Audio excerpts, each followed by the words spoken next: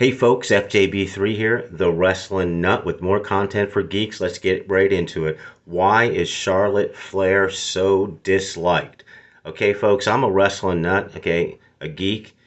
If anybody thinks the WWF, WWE women's division changed because of Trish Stratus, they don't know wrestling. Okay, folks, women's wrestling became just as equally as important and just as physically and changed dimensionally with NXT Black and Gold back in the day when Charlotte Flair formed the Four Horsemen.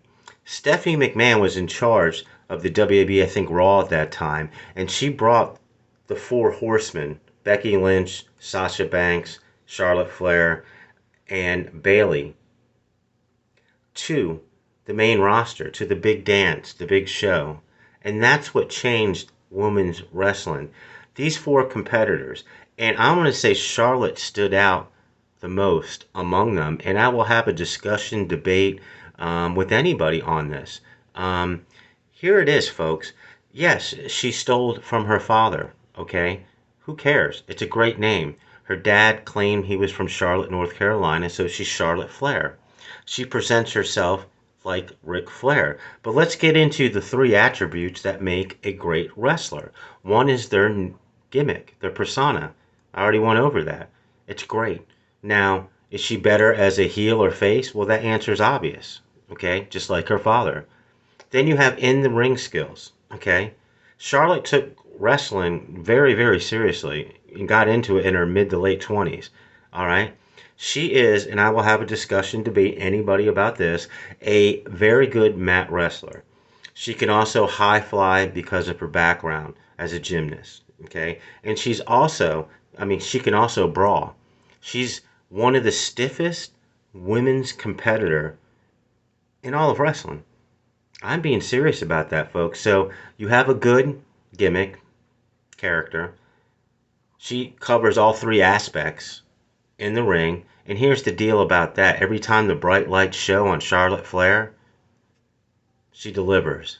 And then the mic skills, folks. She's so good at this. She's always been good. She's so good at this point. She's so annoyed that they're even comparing Tiffany Stratton to her.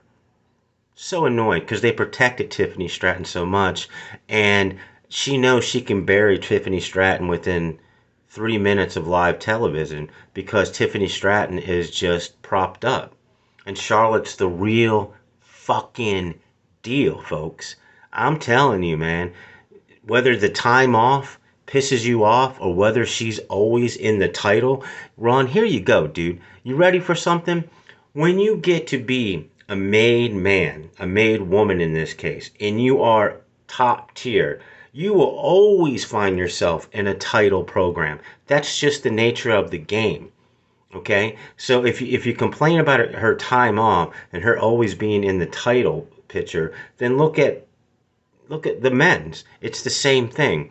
I don't understand what the discourse and the dislike is for her so much. She's easy to dislike as a character, but as a wrestling nut, as a purist, she is the best woman's wrestler ever, which is crazy because her father is one of my favorites in, that's slanted, but I think he's the best ever.